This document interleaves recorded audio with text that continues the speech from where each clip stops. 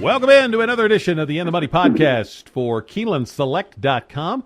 I'm Tom Leach, along with Jim Goodman, Keeneland's Director of Simulcasting, and we're going to take a look at some stakes races from Parx, from Churchill, from Laurel, and if time permits, maybe one from Belmont Park. Would also remind you this is the last day on Saturday of the Kentucky Downs racing, and those big full fields and nice payoffs. That's going to wrap up on Saturday. But let's get right into it, Jim, with the 9th race at Churchill Downs on the Saturday card. It is the Grade 3 Dogwood for 3-year-old fillies going 7 furlongs. And who did you land on here? Well, you're going to see a pattern here as we go through the races because I really like some of the horses that Jerry Hollendorfer is shipping from the West Coast. And Super Majesty fits that category because she actually is two for 3 and only got beat by a nose at Del Mar last out. You don't know how she'll run at Churchill, but Alex Solis comes into rider. Nice Grade 3 purse, and Hollendorfer is so tough on the shippers. And I like Super Majesty simply because she's got a lot of upside. Second choice in here would be probably Zebin with Robbie Alvarado for Eddie Canale. Won really easily at Ellis Park, and you never want to underestimate those horses that win at Ellis. They tend to come other places and do better than people think. So I think this horse has a real shot. She may be 5 or 6 to 1 on the morning line. And then I'm a looker for Francisco Torres. A lot of back class there, maybe the favorite here. But I'm going to take Super Majesty for Jerry Hollendorfer on top, the 5 horse. Me too. I like that 101 buyer on the 5th of July. I like that Solis is coming in to ride. And horse is working great. And you always just got to be wary of Hollendorfer when he ships out of California. So I like Super Majesty here as well. I'm going to use I'm a Looker. Would note that race that she comes out of back on the 5th of July, that race at Gulfstream, it was a really speed-biased track, so trying to close on that as she was doing was not the place to be. So I would use her, Chide, the 4, and the 8, Huasca. But the key horse for me is going to be the 5, Super Majesty. We'll go to Parx next, where they have 3 graded stakes races, starting with the 8th, the Grade 3 Gallant Bob. Limousine Liberal comes off a big speed number. I had him used in some tickets in that last race up at Saratoga. Didn't use him with Run Happy, unfortunately. It was a big payoff, but Limousine Liberal ran a huge race. If it runs back to that, I think, 104 buyer, I don't think they beat him. But I'm going to try to beat him. Maybe he regresses off that. I'm going to try Catalina Red just for the value.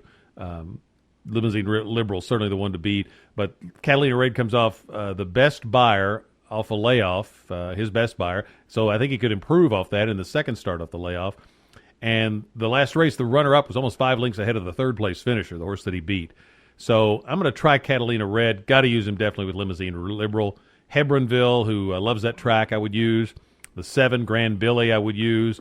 And probably all 4 of those in multi-race wagers. But my key horse for exactas is going to be the 5, Catalina Red. How about you? Yeah, we agree on the top 4. I've just got them in a little different order.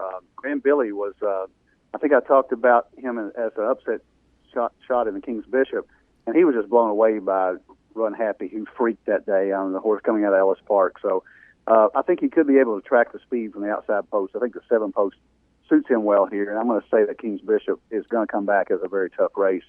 And that for that reason, Limousine Liberal, the horse that you like as well, ran big at 15 to 1, well enough to win most days, and Run Happy just was like freaked out. So Limousine Liberal has a lot of upside with only 3 lifetime starts. So I like buyer progressions, as you've heard this podcast in the past. And 78, 89, 104. If he regresses, Grand Billy can make up the distance on him. So I think that may happen, but if he moves up to 104, they're not going to beat him.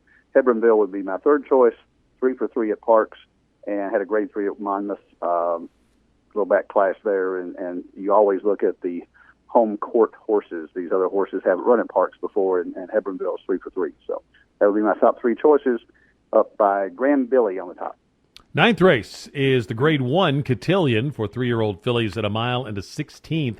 You've got I'm a Chatterbox coming out of back-to-back Grade 1s in there. A little bit of a class edge, perhaps. Who'd you land on? Yeah, I'm a Chatterbox has the class edge, and you're dropping from Grade 1, and she actually won a Grade 1 at Saratoga, got taken down in a very difficult decision. She always brings her A game. Larry Jones is going to have her ready. I think she's going to be tough to beat at this distance. She also drops back in distance to a mile and a 16. I think a horse that has a chance in here to price is Peace and War. And Peace and War ran big in the Alcibiades last year in the spring in April and at Keeneland. Came back in the Ashland, didn't run as well, and hasn't been quite the same filly. But she's heading in the right direction. A Graham Motion is a great trainer and probably will have her ready for her best effort here. If she likes the Parx dirt, I think she's got a shot at a price. She's 8-1 for Rosario on the morning line. And Terrace Tango, Hollendorfer again, always dangerous for California shippers. If you get 8-1 on this filly at coming from California with Mike Smith and Julie Hollendorfer, you better. I should say that.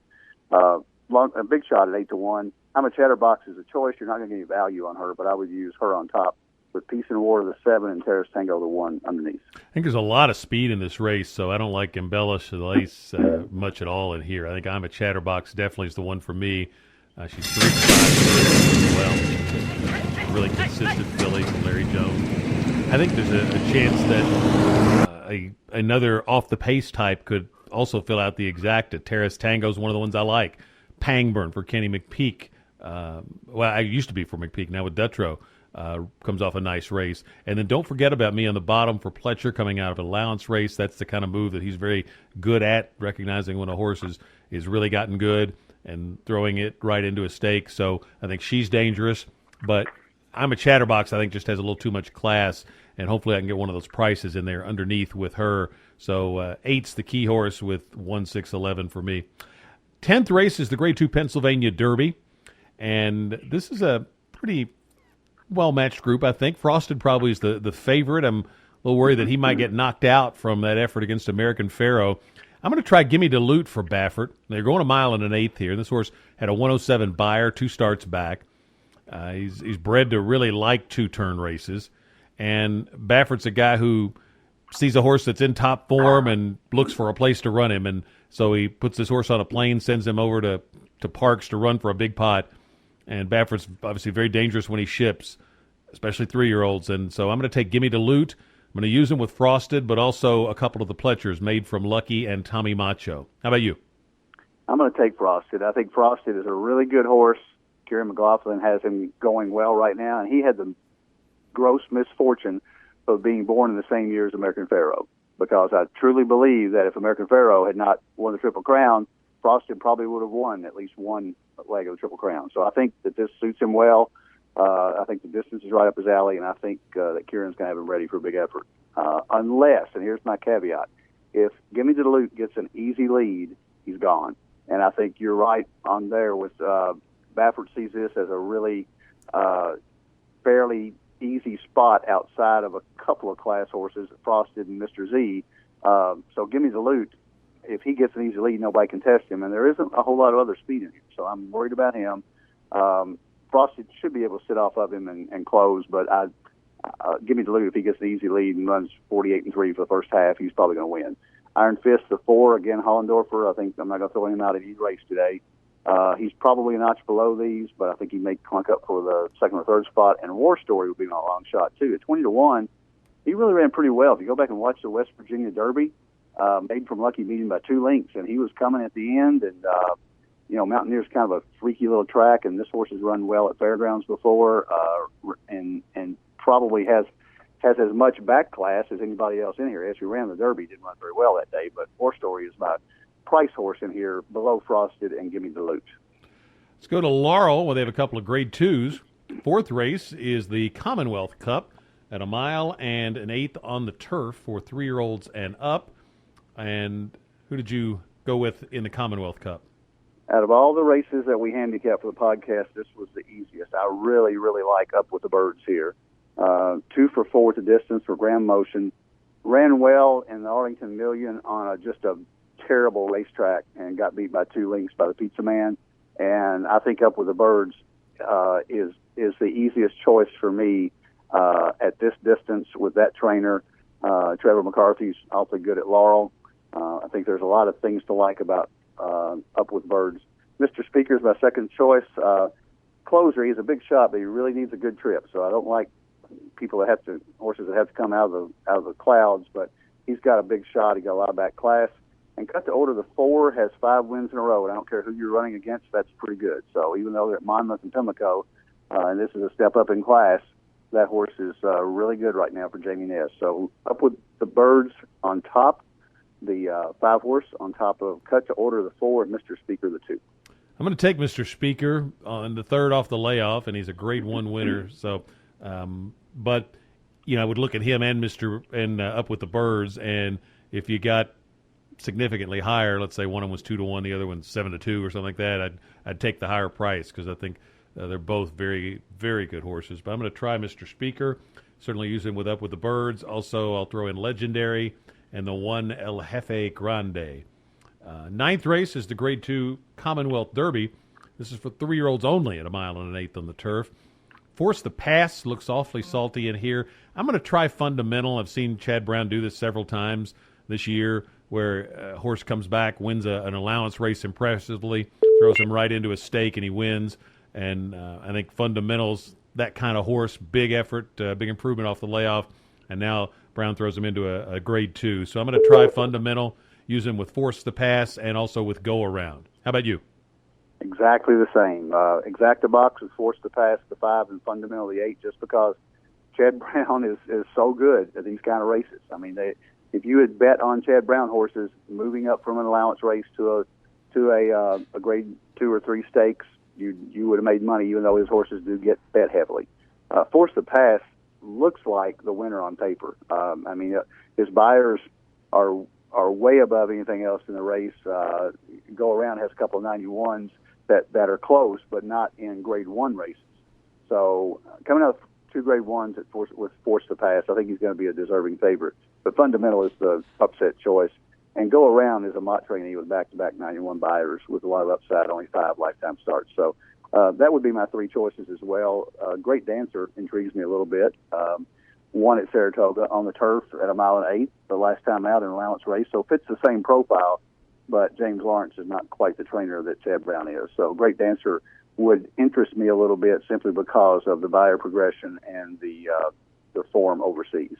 But Force the Pass would be my choice along with Fundamental. Let's take one more. The 8th race at Belmont is the Grade 3 Noble Damsel, and Lady Laura is a horse that I've tried several times before. I'm going to give her one more shot. I think I'll get a decent price here.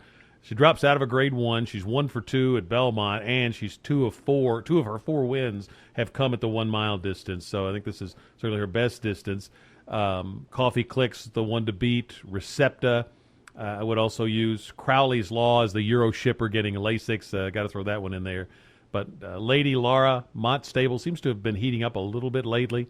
It's done it's a couple of good efforts at Kentucky Downs with his stable. So I'm going to try Noble Damsel, or try Lady Laura in the Noble Damsel to score a bit of an upset here over Coffee Click and the rest. How about you? Yeah, I think don't get off Lady Laura now because you'll regret it if you don't bet her today. So, absolutely. Coffee Click is my choice, just because she fires absolutely every time. She's 1 for 2 at Belmont. She's 4 for 9 at distance. Brian Lynch is 16% trainer. That's kind of deceiving because it seems like his horses come up big in big races, and Coffee Click is very consistent. No bad races on the whole page, and I think she's a deserving favorite. Marb Rose is the one that you didn't mention, the 2 horse for Christophe Clement, coming out of a polytrack race at Woodbine that may set her up well for the turf. She's a turf horse. She's had 3 or 4 good races in a row, including the Honey Fox at Gulfstream, where she only got beat 2 3/4 by Lady Laura. She's got to be a lot bigger price than Lady Laura is, I think. And Recepta would be my other choice. Won easily at Saratoga last out. That was a deceiving win because she won a $100,000 stakes race and she blew clear by 2 1/4 lengths. Crowley's Law is a shipper from overseas that you don't know how good she is. I would give her a shot as well, but Coffee Click would be my choice. But I'm going to put Lady Laura in there just in case you're right. Best of luck on your wagers this weekend. And remember, simulcasting is now at the Red Mile, and the instant racing machines are up and running as well. That's on the bottom floor, and then on the second floor is where the simulcasting is taking place during all year round now. But during the sales, there are a few spots if you're out at the horse sales that you can also get get a wager down while you're out there. But best of luck, and look for our weekly analysis at Keeneland Select on the YouTube channel. I think we're talking about the Katie Gensler and I are looking at the Cotillion and the Pennsylvania Derby on that feature this week. For Jim Goodman, I'm Tom Leach. This is the In the Money podcast for KeenelandSelect.com.